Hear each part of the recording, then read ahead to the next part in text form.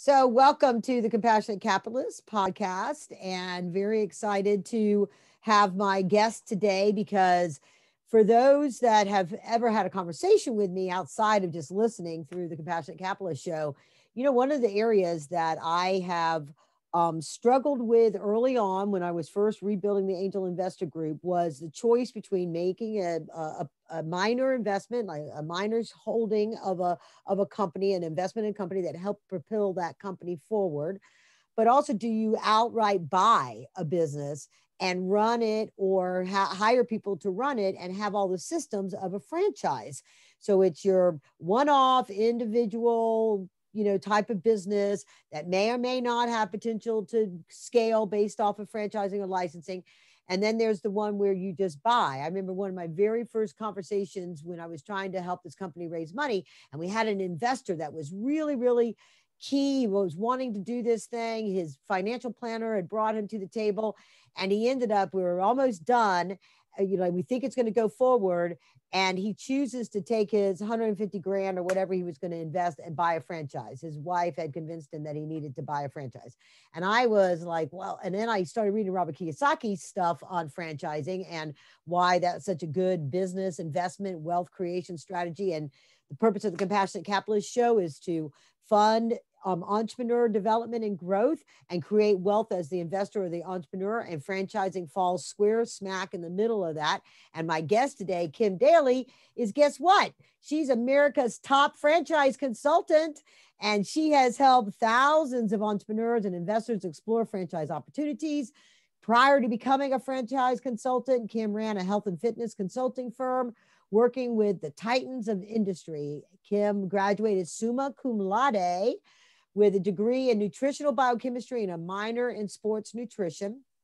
She spent 20 years helping people achieve financial freedom by enabling them to find the perfect franchise opportunities. Today, we will dig into her knowledge and insights about franchising as a wealth creation strategy. And whether you are an active investor seeking to own and operate your own franchise, or an entrepreneur seeking to scale through franchising, or a passive investor seeking to own a predictable business model by investing in franchise concepts, we're going to give you some gold nuggets for that today. So welcome, Kim. Thank you. What an amazing introduction. Thanks, Karen. That was really nice. When you start talking about college, I'm like, that was like, it's so funny, right? It's like so many years ago. Yeah. So, well, we all start somewhere. And that's really what I wanted to, like, getting into the topic, our subject matter, franchising, a pathway to wealth. How did you go from consulting in health and fitness and working with the likes of Dr. Dennis Waitley and ediets.com and even Gold's Gym to being a franchise consultant? Yeah, it's not an obvious path I took, right? It all ended up exactly where I wanted it to go, but there were many turns along the road where I thought I didn't know where I was going, but it was all good. So I started out nutritional biochemistry on my way to med school. I actually answered a classified ad in the newspaper, which I have to stop and explain what that is to some people based on how old they are. And it changed my life. It was for a franchise consulting company, not the company I'm with now. But I spent 3 years right out of college. I never went to med school. I got into this entrepreneurial world. I loved it. People helping people. It was so motivating and inspiring and changing people's lives. And I just absolutely fell in love from day one of working for that franchise consulting company. But the entrepreneur in me was really born during that time. So I left that company at the ripe old age of 25. I've been self-employed since I was 25, and I just turned 49 last week. But anyway, for 5 years, I started my own company, and I ran that company. And actually it was multiple spinoffs from one brand and from one parent organization. And it was fun, and it was entrepreneurial, and it was kind of flying by the seat of my pants and making it up and traveling a lot. And every day was a new adventure, and I was successful from day one, but there were no systems to what I was doing. There was no rhythm. I couldn't find the rhythm to what I was doing, or like, who did I really want to be when I grew up? So at the ripe old age of 29, I turned back to my franchising roots. And that's when FranChoice, the franchise that I'm a part of, the company I'm a part of, was getting started. And I thought, well, gee, that's sort of like being a franchise consultant sounds a lot like being a personal trainer, right? It's coaching people through a process that changes their life. Only we're going to be talking about business, which I just learned the ins and outs and ups and downs of and struggles and, the highs and lows of being a business owner for 5 years. And I thought, I'm going to give that a try. I mean, I had no idea when I said yes to FranChoice in 2002 that it would take me on the journey that it's taken me on. But I was born for this opportunity. I love this business I'm in. I get to wake up and help people change their lives every single day. That's really rewarding. I mean, that's I think one of the secrets of, I guess, happiness or contentment is doing what you love and actually making money doing it. So, It's there so you go. true. Yeah, and then you know what, Karen, every day I meet people who sadly, they'll say things like, I want what you have, Kim. I'm like, well, what is it that you think I have? Is that I'm happy, that I'm relaxed, that I live a life that I'm in control of. They feel my freedom, and I've told people for years, I'm completely unemployable, not because, well, my dad would say, Kimberly, you've been unemployable since you were 2 years old. We've always been the boss of you. But, and not because someone couldn't afford me necessarily, maybe that too at this point, but more because my freedom has no price. Like I learned very young that if I could figure out how to do it for myself, I was going to be the boss and control my future. And I've just never turned back. And that's in fact what I'm selling. Franchising is just the vehicle that people are choosing because you can leverage somebody else's learning curve. But every single day I meet people that are like, I've worked for 20 years. I didn't like my job, or I'm in this business and I don't like the people. I don't like the culture. I feel like I can't control my life. I have no work-life balance. There's a glass ceiling. I can't bust through all of those kind of things. And I get to help them just like break free from all of that. And even if they're going to keep that job and become a semi-absentee owner, create a path where they can see an exit strategy. And that alone is like the rainbow in the clouded sky. So that's, yeah, absolutely. And I think that's one of the big pluses of franchises is the fact that there's such a wide variety, whether it's something that you see as a up and coming industry that's sort of breaking through and new types of solutions, or something that you just know is never going to go away because people are always going to need that type of a service or product.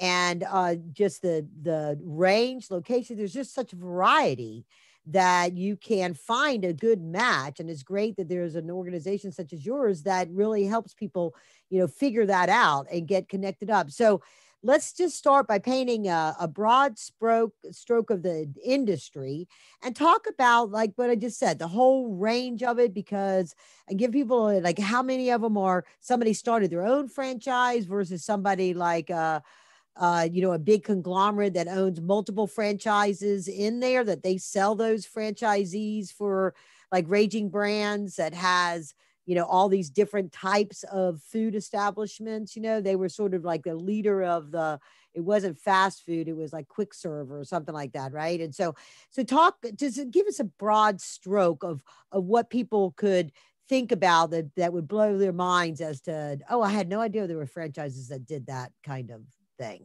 Well, right? That's my sweet spot, really. So for 19 years, I've helped people get into businesses. So my sweet spot really I work with all kinds of franchises. There are over 2,000 or 3,000 businesses out there that are franchises for sale at any one time. That's the number I hear tossed around the industry. Entrepreneur Magazine ranks the top 500 franchises every year. So we know at least there are 500, but there's many, many more beyond that don't make the list. And there are businesses that are small companies, like a husband and wife team had a great idea, turned it into a franchise, and now they're franchising it. And then there are big corporations like Regis, which is $1 billion company, and they own Supercuts and Cost Cutters and all the Regis hair salons. And so, and my job as a franchise consultant is to help people figure out really what the right investment is for them. And our conversations are not about widgets. I don't really care about whether the business is cutting hair or grooming dogs or changing oil. I don't know. It doesn't really matter. It matters so much as the product or the service aligns with you morally and ethically, and that it's something that you see the need for, that you see the opportunity to be in. But I don't need widget experts or masters, right?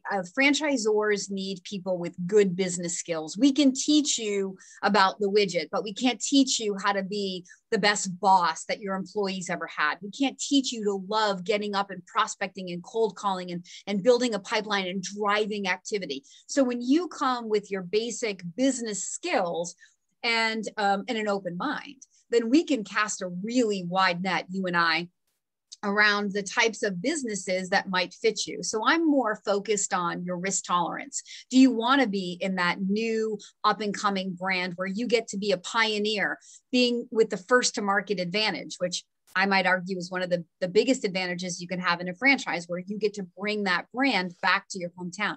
Imagine if you could have been the first franchisee in your area with Orange Theory Fitness or Massage Envy, right? So these are brands that once the world woke up and everybody wanted one, including all the members who were going there, they saw the gold mine that it was.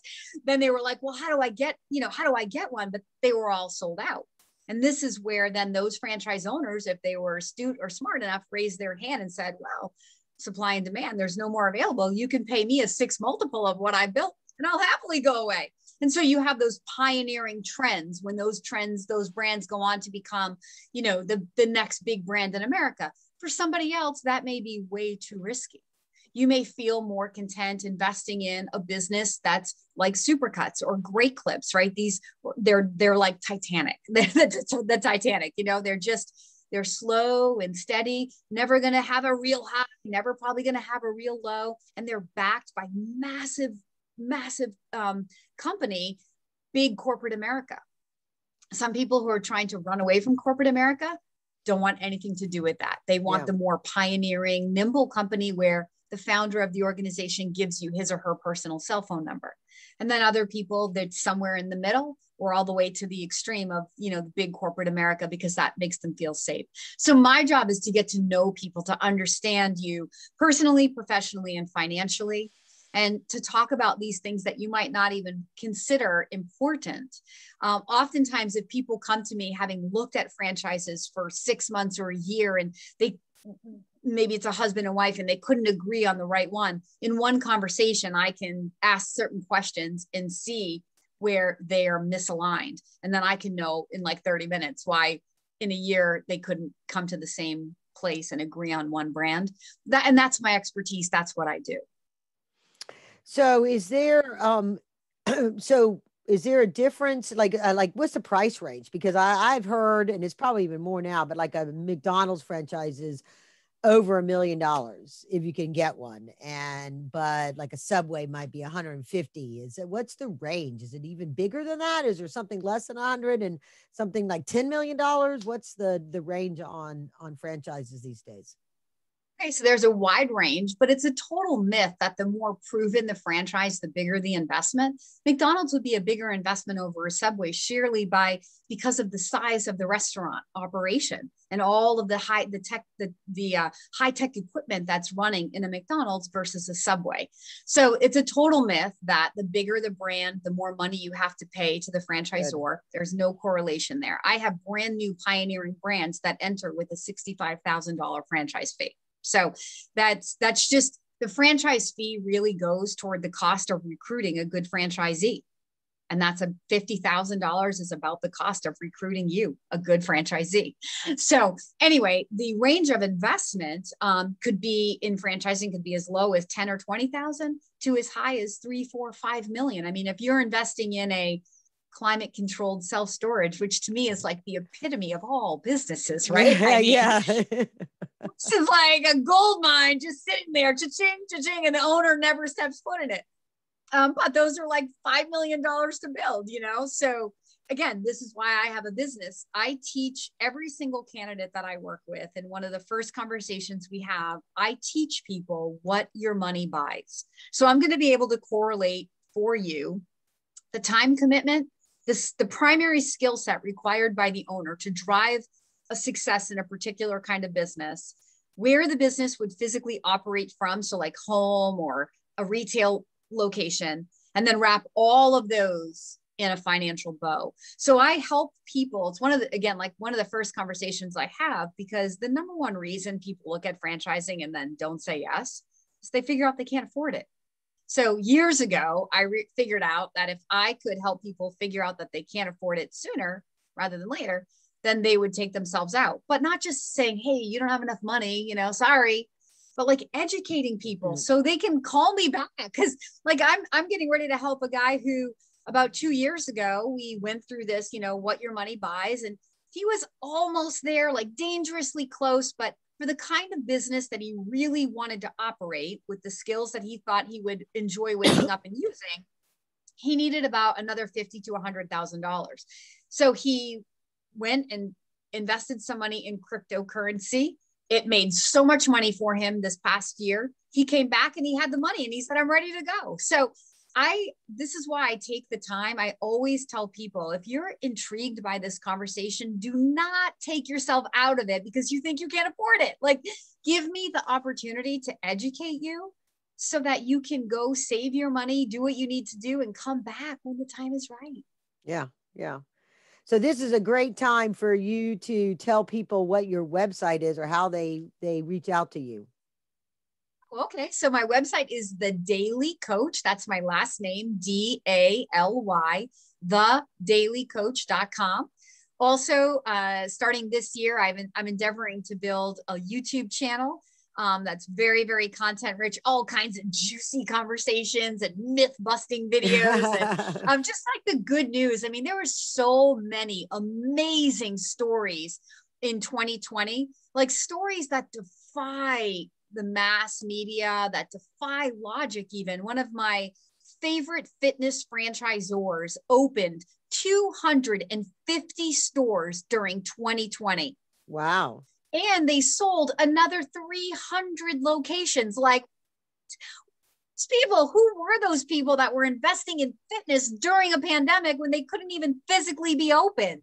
Right. So my YouTube channel is really endeavoring to build like the good news in franchising. Like I said, myth busting and just trying to get really the right information out to people. Like, the biggest thing, when you buy a franchise, you're not buying a brand. You're buying a relationship. You're going into business for yourself, but not by yourself. The most important thing you can do is find people who inspire you. Find a group of people that have a culture where you feel you can thrive, you can grow professionally, and you can grow personally and financially. Because success in your business is not just going to be financial. That's one correlation to happiness, but it's not the only one, right? Finding people that motivate you, that push you, finding an organization that has a vision that you completely buy into, and you can't wait to say, hey, pick me to take your brand back to my hometown and go make something of it. That is the most important thing that we're doing, and why widgets go to the side when I start the process of working with people. And we focus more on what you want to wake up and do every day, and who are the people that I'm connecting you to. Because those are the two most important things in my 19-year history of franchise consulting that lead to success and happiness. Because those are like the same thing in franchising. Yeah. So that's interesting. So it's not just coming and looking at numbers of ROI. Well, which one's going to, for this amount of money, which one's going to give me the best return, or any of those kind of metrics that they do. It's really about the corporate culture and the philosophy behind it, the people that started the franchise, and a little bit about how, is there a difference in the way certain franchisors work with their franchisees and what they provide or what they require? Like, you have to buy all of my toilet paper, you can't buy anybody else's toilet paper. Is there, talk a little bit about how that works for a corporate culture and picking that out. Yes, absolutely. Absolutely. There are different types of franchisors, as we've already mentioned. There's small mom and pop organizations, right? Companies that are just starting that maybe have 10 or 20 franchise owners. And then there are big conglomerates that have multiple, there's a parent organization called First Service Brands. And First Service Brands is the parent franchisor to California Closets, the giant in the closet industry. Yeah. CertaPro Painters, the largest painting organization in North America. Floor Covering International, Paul Davis Restoration Services. I mean, Paul Davis has franchisees that do $20-30 million a year in water mitigation, you know, and pillar to post home inspection. So they have all of these brands under their parent organization. So when they bring a new brand to market, it's a very different pioneering scenario than a mom and pop operation where, you know, somebody had a good idea, decided to franchise their business, and off they go. In fact, this year, at this time in my, you know, where I am in my growth in franchising, I really don't lead people to the small little mom and pop operations, not too often, mainly because if there's no expertise on their leadership team that has built a franchise before and understands not just the physical infrastructure that has to be built, but the emotional infrastructure that has to be built. Look, when you are a franchisor and you're working with people who are investing their life savings, for most people, you know, they're taking their money from their 401k through the ROBS program, which is a way to do it without creating a taxable event.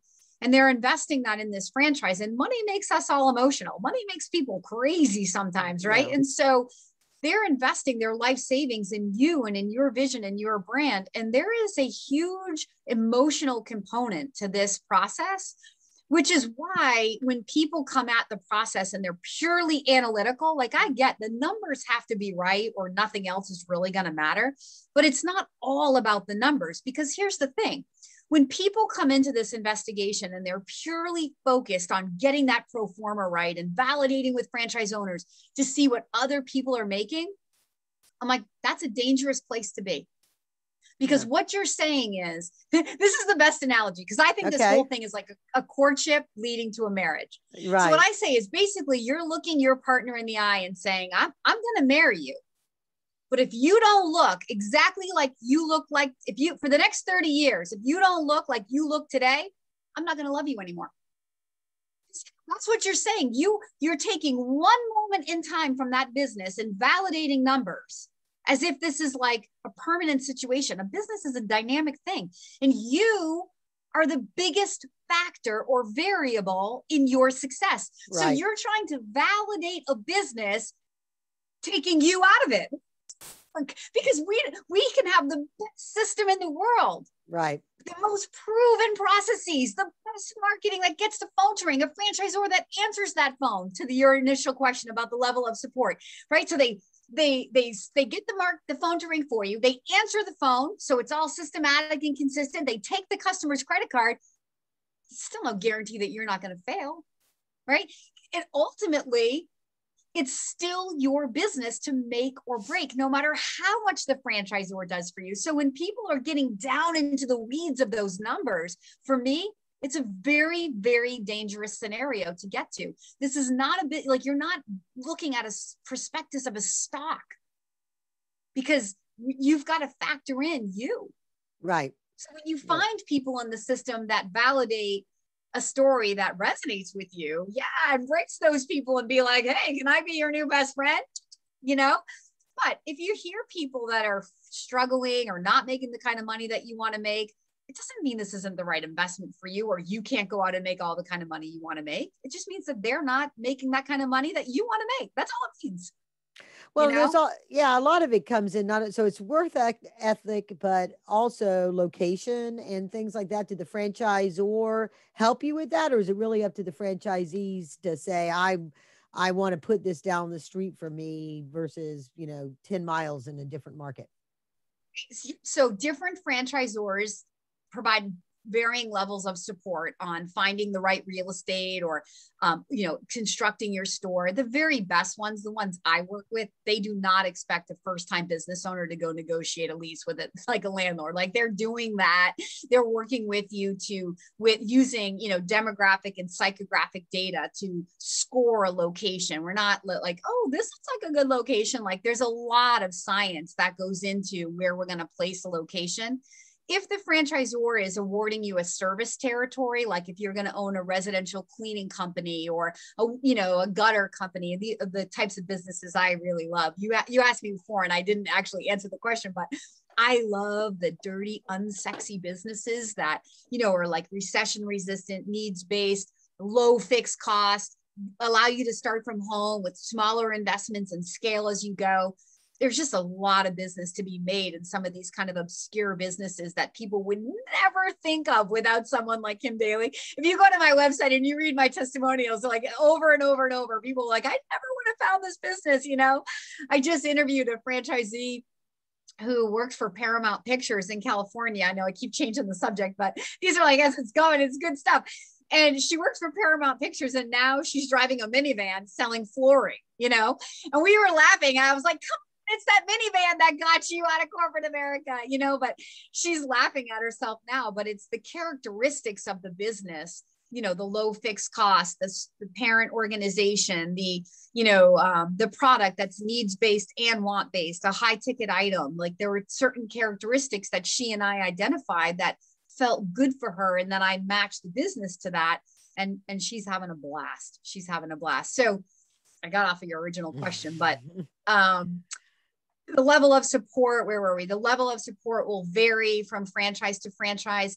I think where I got off was when a franchisor is defining a territory, look, they're not trying to sell you a lemon territory. Like, who does that benefit? You know, so if they award you a territory that doesn't work, like you're just going to be a thorn in their side for the entire time that you own that business, right? So this is where you have to sort of have faith in the relationship, and why, when you invest in a franchise, you're buying people first to really validate with other franchise owners and build that relationship to where you trust their leadership and guidance. But at the end of the day, Karen, I'll tell you this: brands, locations, territories, business plans do not make owners successful.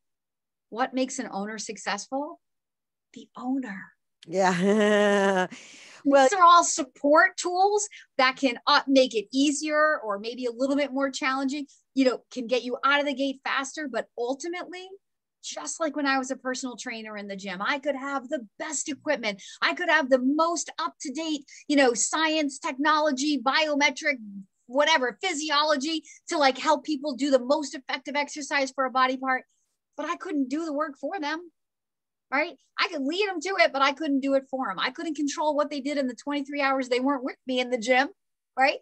So the same thing with a franchise. The franchisor is like the personal trainer. They can have the best plan in the world with the best proven toolbox, but it's what you do with the toolbox that will determine your level of success. So we know the plan works. The question is, are you going to work the plan? And how well are you going to work the plan?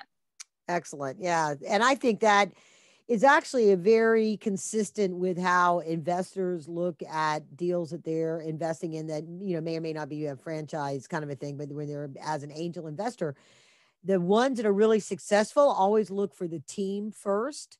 I was watching a podcast with a venture capitalist, and he was talking about, you know, because products and plans change to fit the competition and fit the marketplace and the shifts in the dynamics. But if you've got good people, then they will be able to figure out how to navigate that and do what they have to do to be successful with whatever the business is. And that's really kind of what you're talking about. It's exactly what I'm saying. And last year, 2020 was the absolute best year to explore a franchise, just for that reason, because anybody can make a business look good when times are good. But it took unprecedented leadership and adaptation to overcome and to keep doors open, to get doors back open. And more importantly, that emotional leadership, right? The strength of the franchisor, their spirit of abundance and confidence that they could convey and portray to their franchisees to keep these people from getting into the fetal position and just staying there like a deer in headlights, right? It took a lot. And so last year was the best year because it was black and white, which companies really had leadership that was there for their franchisees. My fitness franchisor that I love to work with, one of the largest fitness franchisors in the world, personally, like was calling they have 1,700 doors open across 8 or 9 brands. Not one of their franchisees paid rent. Instead of furloughing their support staff, they staffed up. They were like, our people are going to need us now more than ever. Like it's this kind of validation that you want to hear, right? Right. I have all kinds of check out my videos. Seriously, I have home services franchise, fitness franchisor, a few different franchisors that I've already interviewed about how they adapted and overcame and what happened in their industry during 2020. And it is all good news. It's all good news at the Daily Coach. Yeah. So the YouTube channel is also the Daily Coach. It is. Yes. Okay. So for those that are listening, and it's down in the show notes, but it's Daily is Daly. Okay. No I in there, like the daily of a week.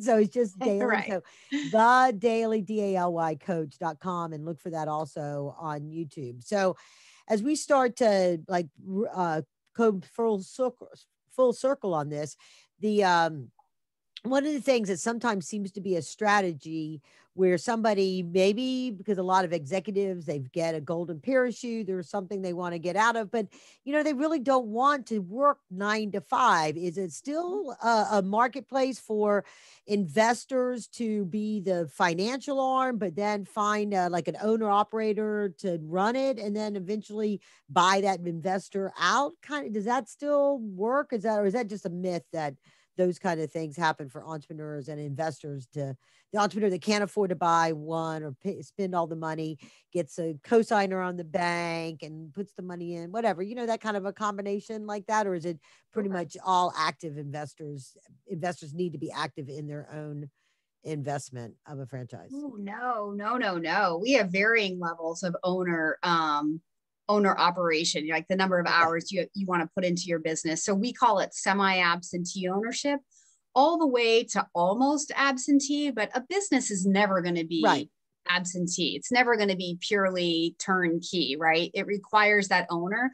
But I mean, what a way to go into the second half of your career, or to retire from your big corporate job and take all the things that you've been doing for other people to make other people rich, and to put it into your own future. You mentioned the book Robert Kiyosaki, Rich Dad Poor Dad, and the Cash Flow Quadrant. These books are exactly what we're talking about, right? Because you're building that asset. 90% of millionaires own their own business, right? A business creates cash flow that you own and control, provides tax shelters, right? So not about how much money you make, it's about how much you get to keep. That's right. Right. And then, if you're part of a franchise where the brand is continuing to build, there's that exit value, the exit strategy to consider.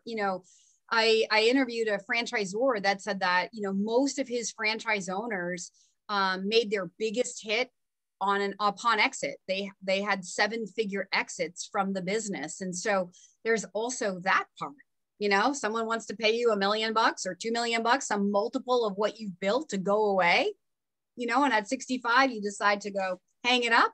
Or maybe you're building a legacy for your kids. So you have multiple locations, you leave one to each one, or, you have one of your kids running it as the day-to-day learning business, but you get to be the mentor, kind of the CEO over, working on it while your children work in it, or you hire somebody. So there are varying levels. Yes. The answer is yes to that. And that is something I work with upfront with people, to understand their work-life balance goals. Where do they want to start? What's funny is a lot of people want to be that owner, but when it really comes down to it, they don't trust that they can start as that owner, which I understand. I mean, again, you're putting the majority of your life savings in. Who's going to watch it more closely than you, right? And it's much easier to train employees and support employees if you have more knowledge of the business, because most of the franchisees coming in that I help have no previous experience in that line of industry, right? Right. So a lot of owners will say, I'll work in that business, or want to put more time into it for maybe the first 6 months to a year, but then I want to be able to step back. So we talk about that, and then I match the different opportunities to that investor. We have things that are like almost purely hands-off, like a laundromat. There are laundromats that are franchises, so that's a big construction play. Getting it open, you have a very small team of people, maybe 1 to 4 people, but probably less than 5 hours a week time commitment by the owner, even from day one. Yeah. There's just so many things out there. I think you can think of, really, when you come down to it, just about every business out there that you see as a mom and pop down the street that there's probably a franchise version of that someplace that you could be a part of whatever you wish. Oh, I would wonder what it would be like to run this kind of business someday or do this kind of thing. Or even when it comes to restaurant concepts, just like, oh, I want to have a restaurant that does such and such and such and such. There's probably a franchise out there. And for everybody that's listening, if That's you a know, good one though, Karen, not to interrupt you, but there probably is one out there. yeah, exactly. And who do they call? They call Kim Daly, to figure out how, when, why, how do you go about doing that? When's a good time for you to do that? What do you got to do to prepare so you're ready? Like if you are thinking, oh, I'm retiring in 3 years, I'm retiring in some number of years, and I'm not ready to sit on a rocking chair on my front porch. And, I love the beach and golf, but I can only do that so many days a week. Then go to thedailycoach.com, check out this stuff, check out the videos. And I say, schedule some time with Kim so that you can be on a track that says, this is what I want to do. And you know what all your options are, because one of the programs we have is within what I do as the, compassionate capitalist movement and angel investing, is this thing called an exec with a check, right? So an exec with a check is somebody that invests in a startup business, takes an active role in that business, and then works their way out of a job. They don't take a salary because their money's going into building the business. Well, that's really great. And you can have some really great upside potential, but for all those that don't have the stomach fortitude of the true startups and all the unknowns, figure out a way to take that same money and put it into a proven business concept that has the resources that you need to be able to grow and succeed. And you just have to put your own business acumen, your own knowledge and hard work. And if you don't know it, you hire somebody to help you figure it out and go about doing it. I think it's a really great thing for people to be thinking about. I joke that they say, entrepreneurism is the new black, right? It's the new midlife crisis. Oh, I know, I've always wanted to be an entrepreneur. Well, don't start from scratch. Build it, sell it, buy it, whatever, go in and buy and work on that. I think that's the really great way to go. And I really appreciate you coming on the show today and, sharing your insights. Anything else you'd like to add that we didn't cover that you were hoping to talk about? That was so great. I love that.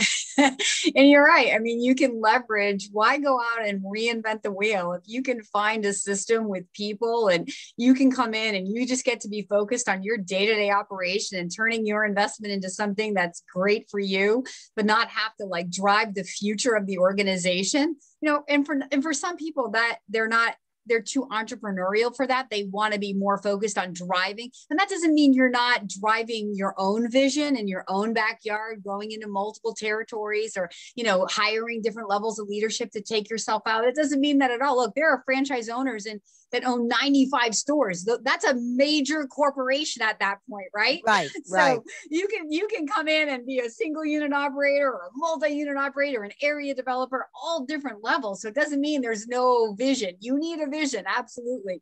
But what I'm saying is that you can rely on who's watching the competition and who's looking for new vendors and who's trying to adapt and overcome during COVID. But you just get to stay focused on your little world and live your little life. Like I always say, entrepreneurs love to invent, and we need entrepreneurs or we would never have franchises, right? So I'm not saying anything against entrepreneurship.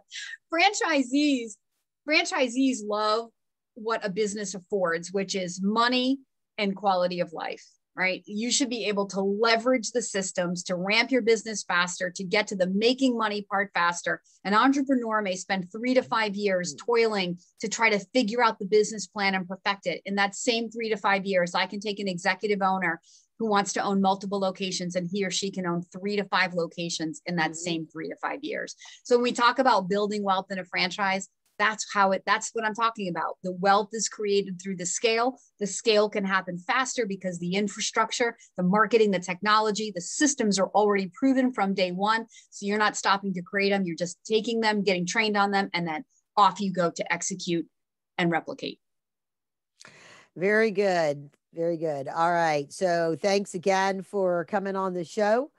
And really appreciate all the information. I want to encourage folks to share this podcast or this YouTube video with somebody that you know that's thinking about buying a franchise or thinking about retiring soon, thinking about becoming an investor. And, my whole thing about promoting compassionate capitalism is put investing into entrepreneurs as an asset class in your portfolio, like you do real estate and stock. And investing in a franchise is investing in entrepreneurism. So it is the type of asset that does not have, you are in control of how far it goes and how much value it creates. Real estate and stocks are oftentimes outside of your control. There are always black swan events that happen, like we recently experienced, but in general, you get to control a lot more of your destiny when it comes to being an entrepreneur or investing in an entrepreneur, or in this case, investing in a franchise. So awesome, Karen. I love being on your show. Thank you so much. You're very welcome. You're very welcome. And thank you, everybody. Onwards and upwards. Please visit KarenRands.co to learn more about all that I do as well.